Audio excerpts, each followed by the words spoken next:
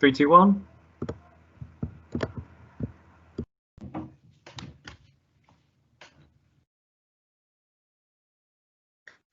Hi everybody, thank you so much for joining us today. My name is Cariad and I am the Head of Learning and Development for Rapport Guest Service.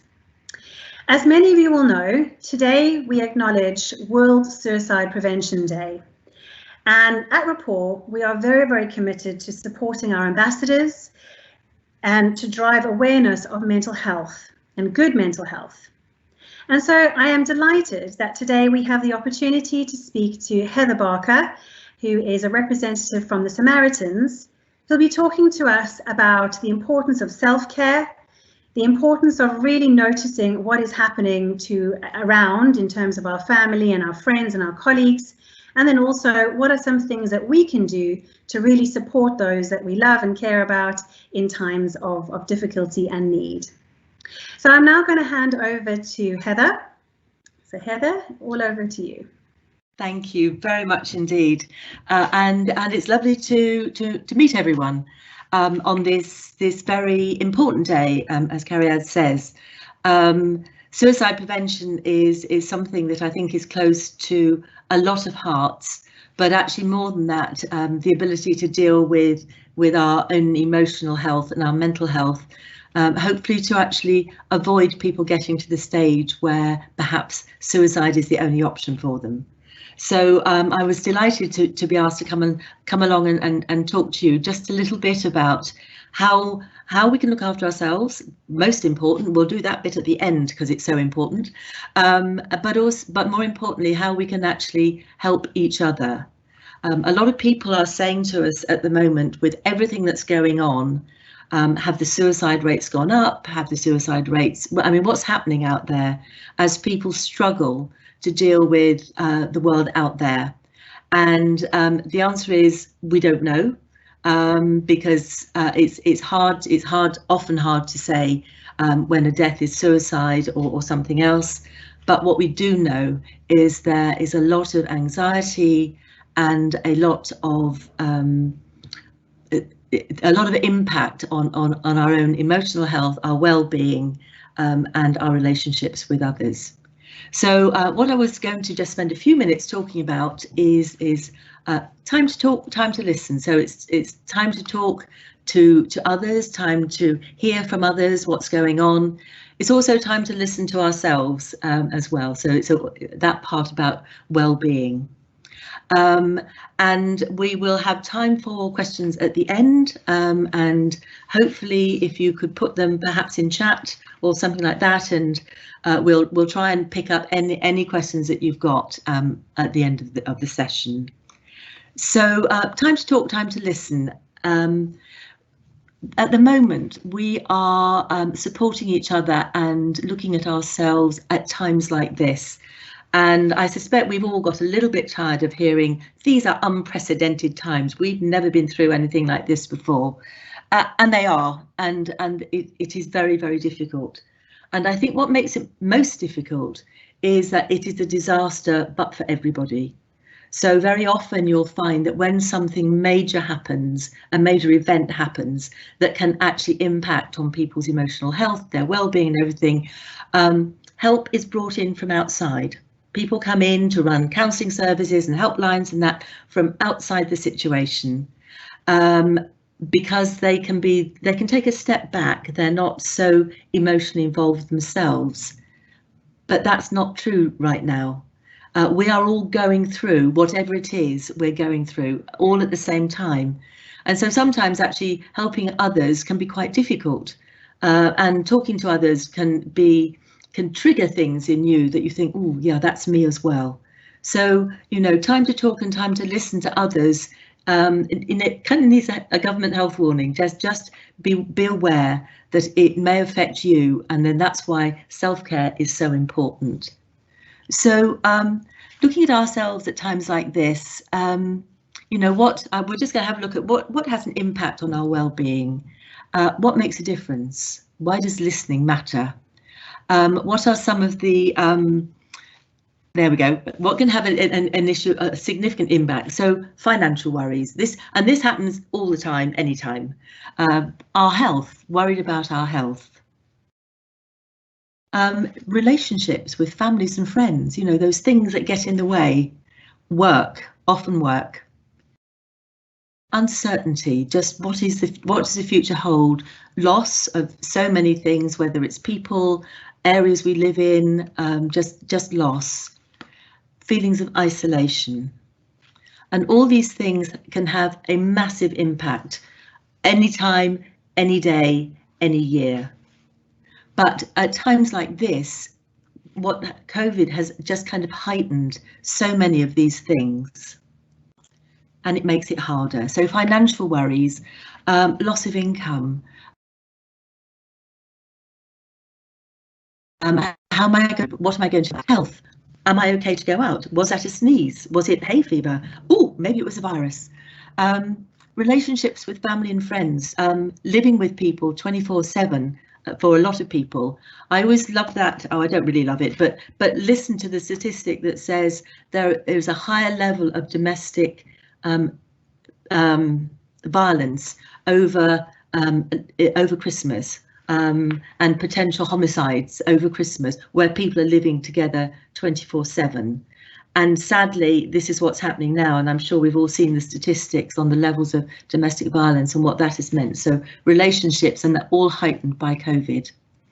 Work, teams are split apart. Some people may be furloughed, some people may be working remotely at home, others may be in the office. There's a lot of uncertainty and what's going to happen to me in work. Just the uncertainty in what I'm allowed to do. And I think probably as I listened to the news this morning, I found myself thinking, do you know, I'm still not quite sure what I can do, where I can actually meet people, what I'm allowed to do. So that uncertainty can weigh on you. Loss of so many things. People talk a lot at the moment about loss of freedom, loss of control, loss of friends. And feelings of isolation is especially hard for people who've been shielding, but also for people who are living on their own and feel perhaps isolated and penalised. So COVID is making things so much harder at the moment. And how does this actually affect us? How does this actually show? So it comes out in stress, physical stress. I don't know how many of you feel the stress along your shoulders anytime something happens. Emotional stress, perhaps those tears that are never that far away. Anger. A lot of people find that the situation is making them very angry, confused, just not knowing what the future holds. Loss of motivation, just can't be bothered anymore. What's the point? Feelings of hopelessness and helplessness. You know, there's nothing I can do that's going to change anything. I feel hopeless. I feel helpless.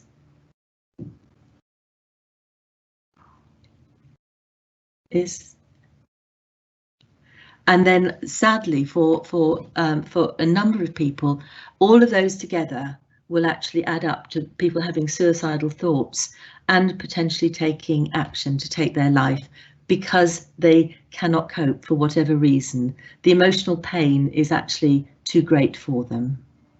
So what helps, and this is built on a lot of experience from Samaritans who've been around doing this for quite a long time. And we know that the thing that matters most is having human contact, someone who's there to talk to me, someone who is there that actually focuses on me and makes me feel as though what I'm going through is important and I really want to listen to this. And being listened to by somebody who isn't judging me and isn't saying to me, oh, don't be so stupid, that's a silly way to feel, but actually listens to me with warmth and empathy and actually really wants to know what's happening, really asks. Somebody who allows me to explain what it really means for me. So this might sound silly, but when that happens, this is the way I feel. What does it mean? Someone who is hearing the emotion that is generated. Sometimes it's easy to ignore someone who's not far away from tears and just keep talking Whereas actually just saying, it looks as though you're very upset, you're hearing that person. Being helped to unpick things. Somebody described their feelings to me the other day as like it's a washing machine. There's all these clothes that sometimes, you know, when you open the door and everything kind of tumbles out and it's all tangled up. And they said, that's my emotions. And what is important to be able to do is to be able to untangle the emotions and just look at them, untangle what's going on and why things are happening.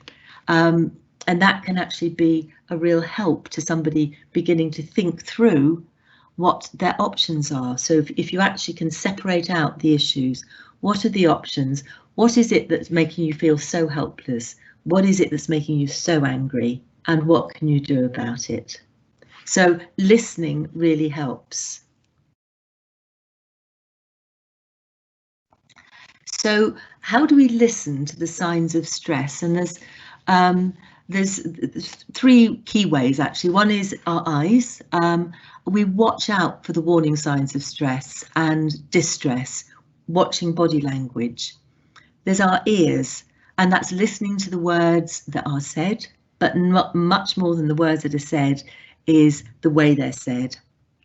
And it's listening with our hearts, because, you know, sometimes you're just talking to somebody and you think, that just doesn't feel right. Trust your heart, and actually then you can lead into a further conversation by trusting your heart. So first of all, there's noticing what's going on for somebody, and whether people talk about physical changes. Oh, you know, it's really hard to concentrate at the moment. I can't even pick up a newspaper and read it, or I can't concentrate on watching television. Somebody who talks about feeling constantly tired or just not having any energy. And I know, you know, we all feel those ways some days, but sometimes it's the constant feeling tired. Kind of a knot in your stomach, that's the anxiety knot that again doesn't go away. Disturbed sleep patterns, just sleeping too much or actually not sleeping enough. An increase in minor illnesses, that just those nagging headaches, the aches, the pains. All of those are physical things that actually are indicators of stress.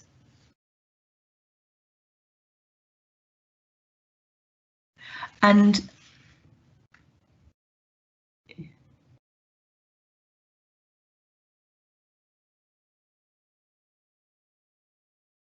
no, we've lost the slides. No.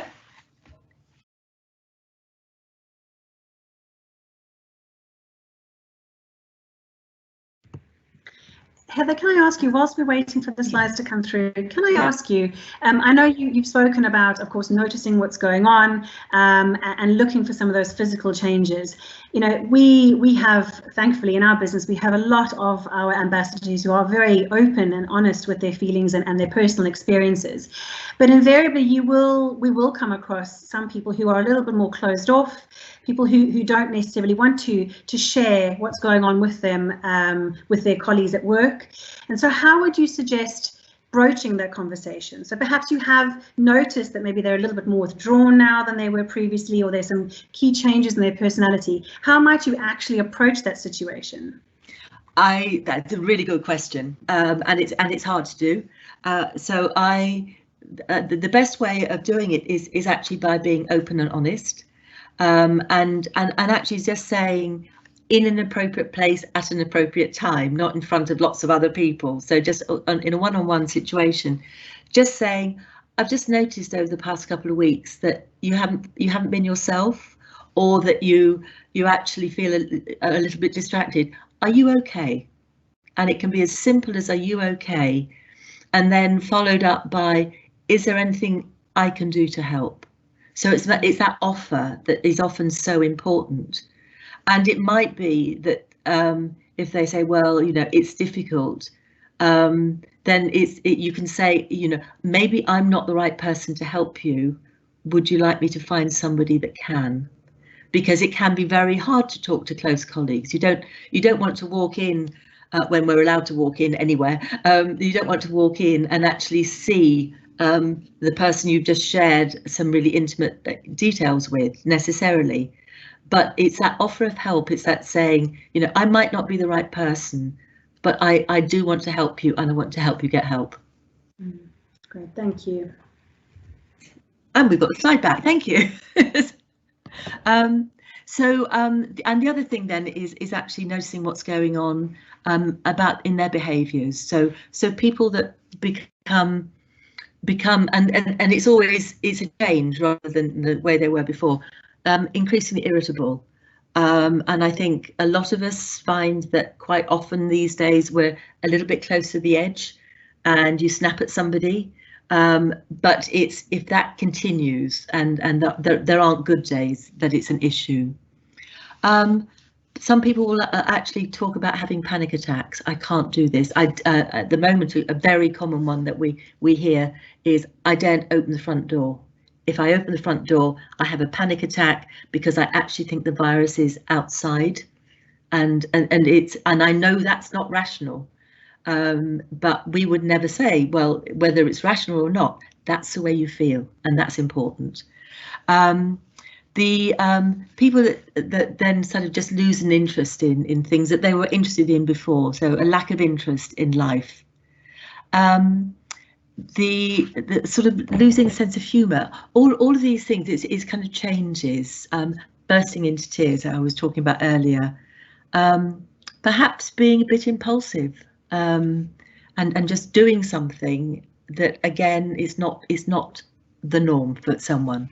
Self-harm, that can for many people, self-harm helps them for the pain to go away, which is difficult.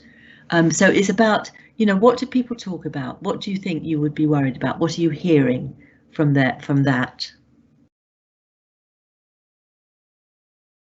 And then there's the ears, and it's hearing, and it's not just what you say, it's the way that you say it. And we know that that's true. And the number of times you'll say to somebody, how are you today? I'm fine. Or I'm fine. You know, it's the tone of voice that makes you think, oh, okay. I remember once somebody saying to me, how are you today? And I said, I'm fine. And we were in a situation, and this also kind of follows on from your question, Cariad, where I couldn't talk. And they said to me, I tell you what, Heather, I'm going to phone you later on this afternoon and find out what fine means. And it was just like they had heard what was going on. So it's picking up things like that. So and it's noticing about the if people talk about the impact the situation is having on them. So often loneliness is really hard. I think people probably find it easier to talk about being lonely, although even that can be hard. Because people feel rejected. It's easy to feel totally rejected by society at the moment for some. Deep sadness, or if people talk about not being able to think beyond tomorrow or even this afternoon, and anger, feeling helpless, all of those things, it's just about notice. They're all negative behaviours, negative ways of thinking and attitudes, and it's important to understand what's behind them. So what we actually in a conversation, and actually if you do get somebody to open up to you, if you've actually noticed something, if you've said to somebody, you know, you don't see yourself as everything okay, would you like to talk about it? And they say yes please, then it's important to hear their story and just let somebody share. And one of the most important things is actually to say, this is about them, this is not about me, and not to be tempted to say, oh, well, when that happened to me, this is what I did, or anything like that. It's not about solutionizing, it's not about sharing about you, because this is their time, their space. And what we focus a lot on in Samaritans, as do lots of other organisations, is active listening. And it's listening that really helps the person to talk. because it can be difficult to open up and to share things. So helping someone to talk by, first of all, and these aren't in any order, that's why they're in a circle, words of encouragement, things like, yes, go on, or this might be quite hard, just take your time, you know, encourage people to open up without taking over the conversation. Reacting to what they're saying, you know, we are all human beings, and it's quite easy to think, oh, I've just got to listen in silence and not say anything. But if somebody tells you something that is either amazing or really sad, it's okay to react and say, that sounds really sad or really difficult for you. You know, be part of the story, if you like, and hear the story. We talk about asking open questions. You know, how are you today? Leaves somebody open to say, well, actually, I'm not so good today. Are you okay? Unless you actually follow up with an open question. Are you okay? Yes, I'm fine. You know, and that doesn't help you actually get into a conversation. So using who, what, where, why, how, all of those open questions that lead to other questions. So it's kind of a journey. Summarizing, or, you know, just at points in the conversation, just reminding the other person what they've said, and actually that can also help to make sure that you've understood what they've said. Quite often, because listening is quite hard to do, there are times when we go in and out of listening, and you miss something that somebody says and you think, oh, I maybe just better check that. So clarifying what you've heard and making sure you've really understood. It's and above all, it's the one in the middle, which is about leaving silence. It's talking about your emotions is difficult. Talking about what's going on for you if you're in a difficult place is very hard, and it's made much harder if somebody interrupts. You know, often you're having a conversation with somebody and you think you've left enough time, so you start to say something just as they're saying something at the same time. It's about just taking a breath and saying, well, I won't say anything right now, I'll wait to see if there's anything else left. So all of those things actually help to listen actively, and to help the person share their story and have that conversation and tell you what's going on. But there are lots of things that get in the way. The first one is time. Have I got enough time? I can't recommend too highly that if you are going to ask somebody how they are and mean it, you need to check your watch, and that you actually have got enough time to hear the answer. Otherwise, you're setting up an expectation in somebody that actually isn't fair. It's, oops, sorry, I'll get this back. It's also about wanting to fix things. We all love to make things better for people. The only trouble is I don't necessarily know what would make something better for you. I know what I think it is, but actually I don't know, because what would make it better for you is not necessarily the same as would make it better for me. So getting in the way, wanting to fix things can get in the way of us listening. So it's important to take that step back and go, no, this isn't about me, this is about you. Distractions, internal, external. Again, if you have a conversation in the wrong place, if it's busy, there's all sorts of other things going on. If you start a conversation and you're tired or hungry, again, it's a distraction, it stops you listening. Our own personal problems, and as I said right at the beginning, we are all going through this, and it can be really hard if something that somebody says touches a nerve. And it's just saying to yourself, actually, I need to put that to one side and I'll listen to this person, and then after this, I will go and find someone to talk to. That's the right thing to do. And you know, our own experiences, which comes back to wanting to fix things. I know what I do, but you know, it's not necessarily the same. My experience is not your experience. And then the final thing on this slide is about the way we listen. It's very easy to get halfway through a sentence that somebody's saying, and you think, and you start queuing up your next question without listening to the end of the question, at the end of the sentence. And that means you're probably asking a question that is completely unrelated to what they've just said. So although it feels a bit alien, sometimes it's better just to let somebody absolutely finish their sentence. Have a short break and then ask your question based on the whole sentence, not half of it. So then having a conversation, what does that look like? And we're going to, so there's a bit of a repeat of what we talked about earlier. So first of all, it's hello, it's welcome, I'm here to talk to you. Say hello and take a bit of time to build rapport. People will only trust someone if there's a little bit of a rapport, if there's something that means actually I'm okay with sharing with you, that's fine. So open it up with how are you, how are things going, just that openness, and then gently move on to where they are.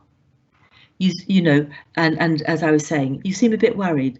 Is everything okay? What's going on at the moment? And just be conscious and of what is said, and conscious of the words they're using and the body language, and that even on Zoom and Teams you can see really good body language. And just keep an open mind, so that will actually get you into the conversation in a good way. And hear their story. Just listen. Now it's quite simple, really. And you know, as you get the facts from somebody, then just gently ask them, how's that affected you? What does that mean for you? What does that, you know, how does that actually impact your day-to-day life? What's it doing for you? Really find out what's going on for the person. And try not to think of your next question again. So allow the person to really say what's happening. Watch the tone of voice. Are the words telling the full story? We're all quite good at talking on the phone, because actually people, you have a different tone of voice on the phone.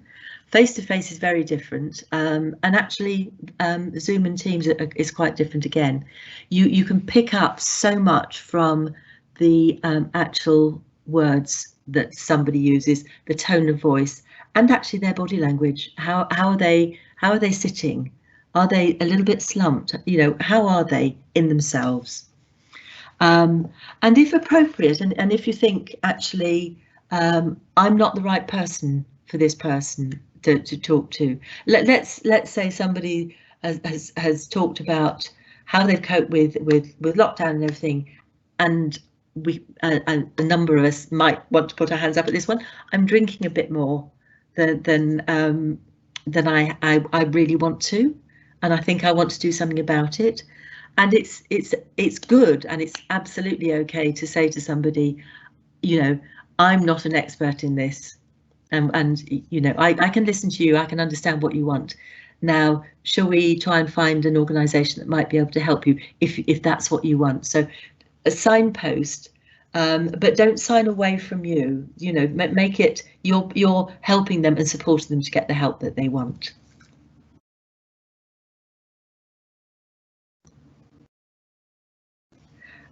And then at the end of all of this, it is really, really important to look after yourself. And first of all, recognise where you are. Do any of the following apply to you? So, you know, I'm not sleeping very well. I can't actually. I'm a bit irritable. There's a few other sort of symptoms up here. So it's about recognising where you are and how life is affecting you at the moment. You know, I'm eating all the wrong things. Perhaps I'm drinking a little bit too much. I just, I lost it with my partner the other day. Things like just recognizing you. And this is not judgmental. This is actually saying this is going on. And then it's important to take time to reflect. So what's happened to make me feel this way? What would happen if I just kept on going, if I didn't actually address this, but just kept on drinking, or if I just kept on not worrying that I'm only getting 2 hours sleep a night, whatever it is. And is there anything that I can do to change the way I feel? What steps can I take? What would help, first of all, in the short term, because everything is a bit short term, and then are there any longer term changes? Short term things like, so often when people are under a lot of stress, they want to be creative. There's been a lot of baking gone on in lockdown, and often that's a creative way of actually getting rid of tension, and bread, making bread is fabulous, but it's a bit of a short-term fix. So what do I need to do in the longer term to deal with what's going on? So it's actually working out, how do I cope? But it's taking the time to think about it. That's the important thing. And then it's about, who can I talk to? Is there anyone that I can turn to? Do I feel safe?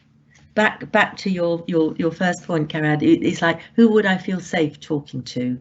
And that's important as well. So time to reflect and to talk. Importantly, be kind to yourself. Don't let that negative inner voice get to you. It's, we can all be quite negative about ourselves and how we're feeling. Don't let that happen.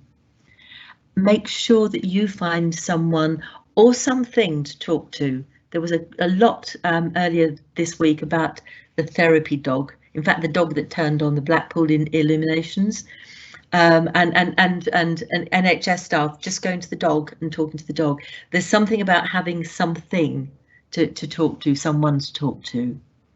Talk about what's happening and the impact it's having on you. Don't be afraid. Don't be ashamed.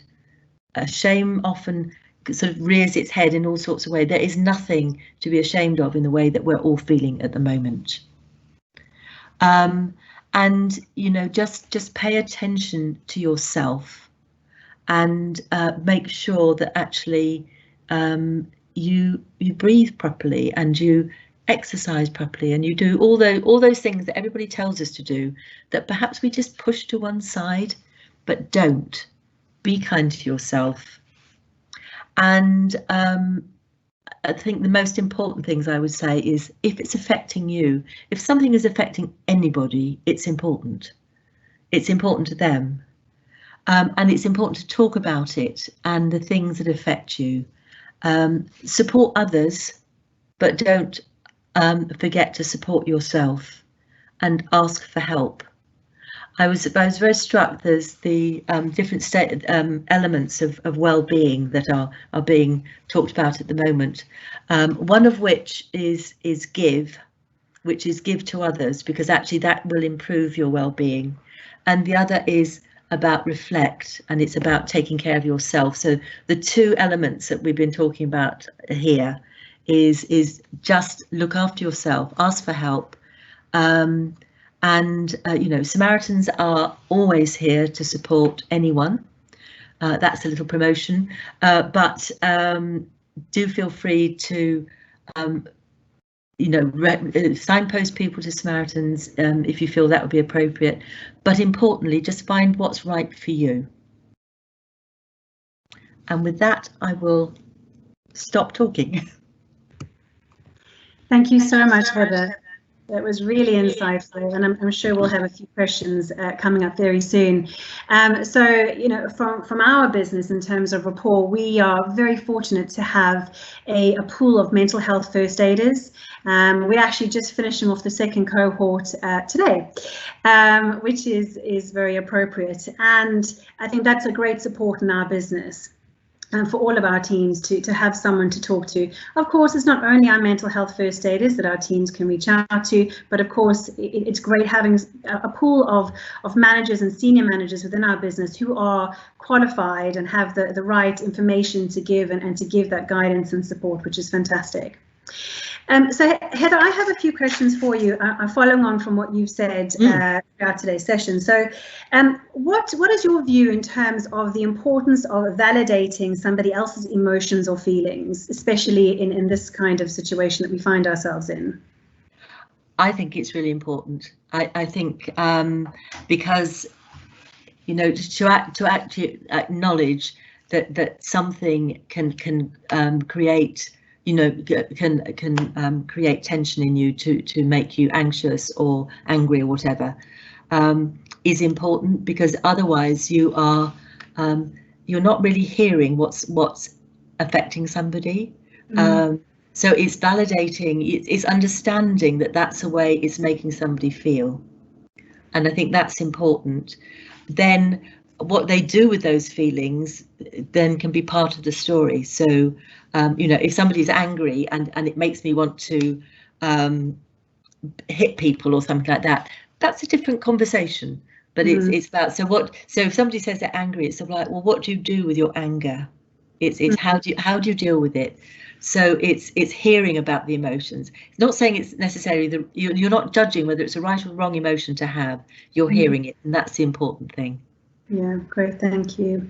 And what about, you know, if you are somebody who kind of by osmosis, you kind of take in those thoughts and feelings of the person that you're talking to. So, you know, you're really showing a lot of empathy and compassion, and you almost there's a saying, you take on their monkeys, so you're kind of taking from them what's happening, and you kind of carry it around with you. How would you suggest avoiding that, or what can somebody do to offload that? Well, at Samaritans, we have whenever you finish a call, you talk to someone about it, and you talk about what it's done to you. So if it's made you sad, or actually no, you know, I had that conversation, and yes, I feel very sad about the situation, but I'm fine.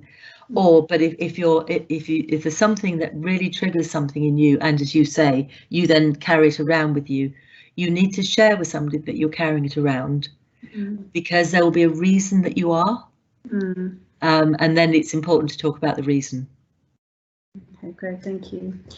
And throughout, in terms of the hearing stage, you spoke about, of course, you know, looking out for non-verbal cues and verbal cues from the person that you are assisting, you're sort of talking to. But what about the importance of the other way around? So, of course, when we are in a delicate situation and you're looking to provide support and to really listen and give any kind of support or guidance to that person, of course, it's really important for you to make sure that you are regulating your own emotions and not coming across as judgmental, or you think, oh, this is irrational, because obviously it's not about you, it's about the person you're talking to. So, I mean, what do you think about that? What is the importance of those of your own non-verbal cues and the way you say things? That is such a good point to make.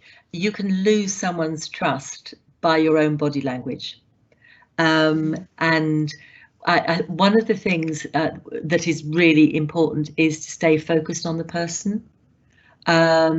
It's quite easy when you're talking to someone to let your attention drift a little bit, and perhaps your head slightly turns, and you don't actually you don't engage with them all the time.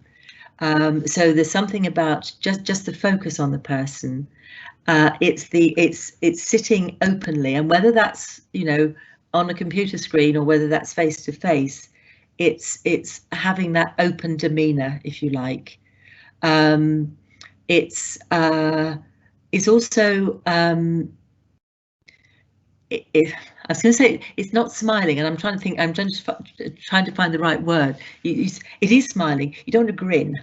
That's not a good look. But actually, just that friendly smile, and that is really important right at the beginning of a conversation, because you're welcome.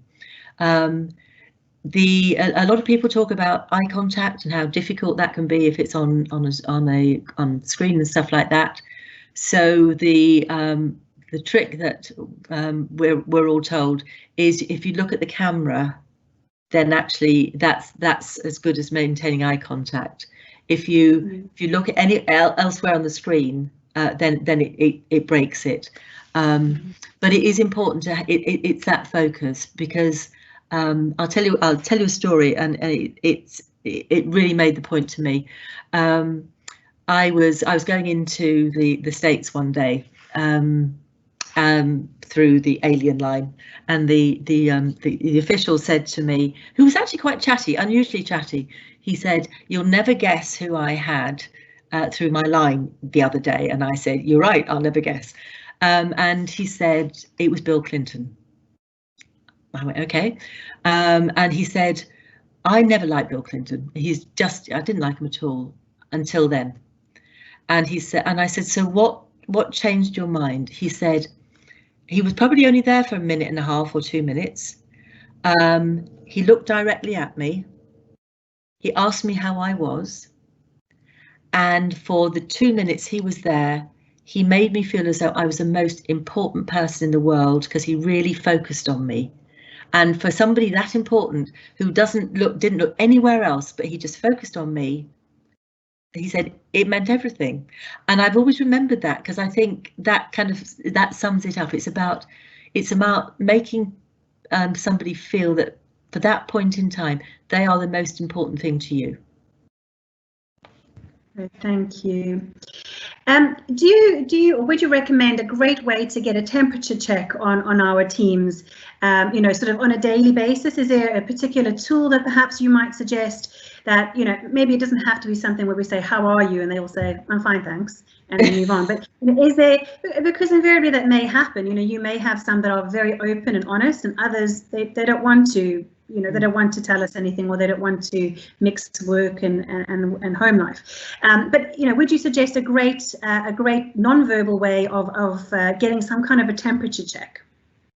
Oh, yeah. I mean, there's lots of different ones, and you can get a check. So it depends on the size of the team. So sometimes I will get people just to go off into breakout rooms, in like 2s and 3s, and have a quick chat about an issue, but one that's also designed to bring out something that might be going on for them. So that's verbal, and I know you weren't talking about verbal, but I think sometimes just breaking it down into much smaller groups, depending on the size of the team, people can find it very hard, quite daunting to say in front of 10 or 12 other people, "That's how I'm feeling." I think there's another way of doing it is by having we have I was in a session the other day where we had a virtual ball, and the ball kind of got, you had to choose this kind of ball that you were throwing to somebody else, because they're all virtual, it doesn't matter, they can't hurt you, and then say why you chose. So it was, the ball was to check in, but then you had to say why you chose a particular ball. So and it was really interesting, because somebody had chosen what those big balls that you have on the beach with like lots of holes and they're airy, and the person who chose that one said, "That's because actually I'd like to fly away." So you can find, and somebody else chose a cricket ball because they really wanted to throw it hard, because I'm feeling a bit energized. So you can find, there's different things like that you can do. I don't do them every day, but just occasionally, just to find out where people are. Yeah, I think that's great advice. We've actually had a few questions from the audience. I've got one here from Anonymous. It's on the subject of suicide. What advice do you have in terms of talking to someone who has lost a relative or friend to suicide? It's something that we often don't say or talk about. Yeah. That is such a good question, and I think because we don't know what to say, we don't want to upset them, and so on. I think the advice is really to let them talk as much or as little as they want to. But there's certain things about it. People will sometimes want to talk about the details, sometimes they won't, so it can be quite hard for you. So if you feel that you're not in a place to hear that, then I would suggest that perhaps they could go to Cruz or someone like that if they wanted to talk. But I think the offer, so it's a bit like, you know, hello, how are you? You know, it's actually saying to somebody, you know, I was sad to hear that you know, your brother or your mum or whoever it was has taken their life. And you know, and if there's anything you'd like to talk about, that's fine, but just kind of leave it up to the person. But the other thing is, please give the person a name. Somehow people tend to lose their names. It happens when people die. I don't know why it happens when people die, but it certainly happens when somebody takes their life. They become your brother or that person's friend. They're not, you know, Emma or John anymore. So it's something about, and allow the person time. Often people can't talk about it for a long time. Yeah. We've got a question here from Laurie as well. She asks, on the topic of body language, what sorts of cues can we look out for when dealing with people who are potentially hiding their struggles? I think that's a good question. There's a tightness. There's where people are trying to hold it together, and so if you're with somebody, you'll often see clenched fists, you know, just somebody holding on like this. They're hiding themselves. They'll be very closed body language. So so even on a virtual call, eyes that look as though they're about to let water out. Someone who's about to cry.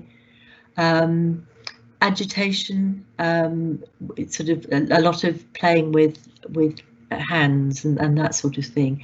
I think anything that shows probably a restlessness as well, that it's hiding and it's hard. And you know, there is nothing wrong in actually saying, it seems as though you're finding it quite hard to say anything. You know, is this the right time? You know, that sort of thing. So acknowledge it. Don't just ignore it. Great, we have another question. So it says, I think to go along with being non-judgmental, we should also not assume. Somebody recently said to me, I can't go on like this anymore. And my assumption was regarding her having no job. I later discovered that she was referring to taking her own life. I feel it's always best to understand very clearly what are your thoughts, and what are your thoughts, Heather, on digging deeper without seeming like you're prying. Absolutely, and I think on the listening wheel we had clarification, which I talked about making sure you understood what people were saying, and it probably comes in there. So if somebody says, I feel as though I can't go on anymore like this,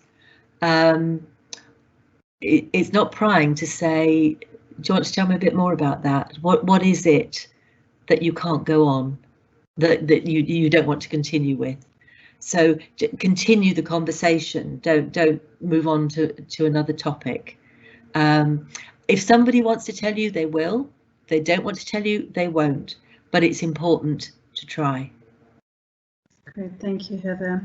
Another question: do you have any hints or tips to help create a culture within the workplace where people are happy to seek help and they feel safe to do so? Yeah. I think it's a worry for a lot of organisations that culturally people don't. There's a sense that I'm displaying weakness if I ask for help. I think having mental health first aiders is a real step in the right direction. I think the other thing is to try and get across the message that it's not just about mental health, it's about well-being. It's about talking about emotional well-being as well as mental health. What I've found with a lot of people is, or what we've found, is that actually they don't want to. Mental health still has a stigma, and to say I've got a mental health issue, that's going to go down as a black mark on records, and they're not going to progress in the company and things like that. So it's about encouraging people to talk about what's going on for them, without saying it's about your mental health. So it's that culture, and where organisations have been able to do that, people have found it easier. And then the great thing then is you've got like mental health first aiders as part of your support network, actually, when people do feel better able to talk. So I think that's a really important step. Thank you, Heather. I also want to say I think that's a great question, and I would like to think that at Rapport, like I said, we have a lot of our team members who are very open and honest about their concerns or about their situations and circumstances, and I'd like to believe it's because we have a lot of initiatives where we drive awareness, and even, I'm sure Greg wouldn't mind me saying, even our managing director of our business is just finishing off his mental health first aid qualification, and I think that speaks volumes, that actually it's not just grassroots up, it is everybody from somebody as senior as Greg, who takes this incredibly seriously, and it shows our commitment as a business to really drive this forward and really offer that support. And I think that really helps getting the buy-in from other senior managers and the rest of the business to really move this forward. Another question, so are there any suggestions, Heather, on how to break down the stigmas of talking about mental health? Don't call it mental health.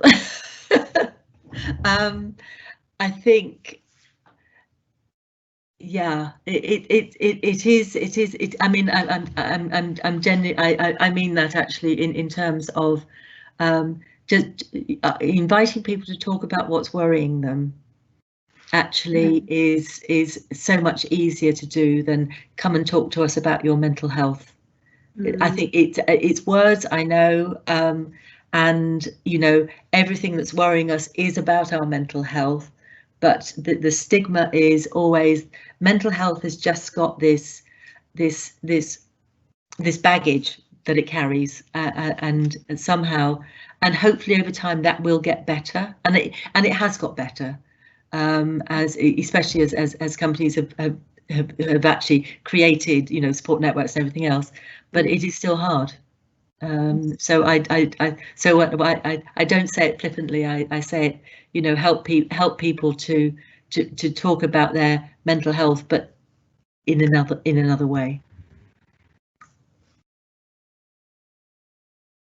Great, thank you, Heather. We have time for just 2 more questions. So the last 2 we have are, do you have any advice on tools to use to reach out to large volumes of casual employees?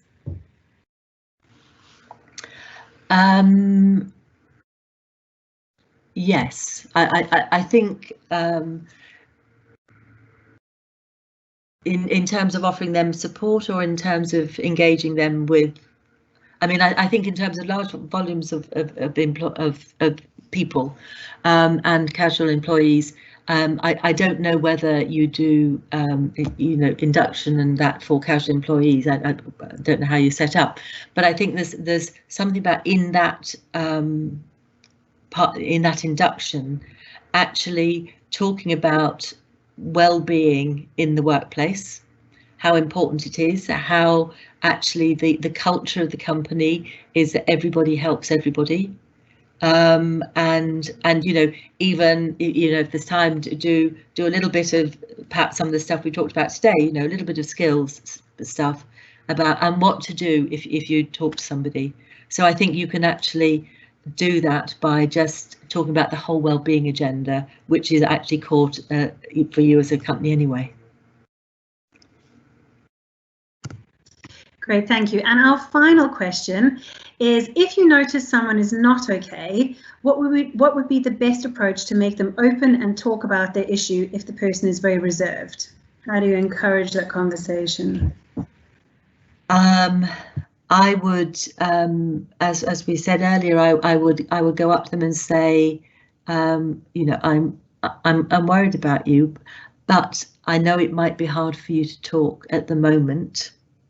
You know, is there a time where you'd like to sit down and have a chat with me or someone else? So I would let them know that you've noticed, that you're worried about them, that you're there for them, but on their terms, when they might feel able to do it.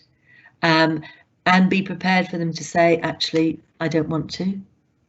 But I think the important thing is that they know that somebody is there caring for them. And often that in a couple of weeks' time, someone may come back to that and go, maybe I do want to.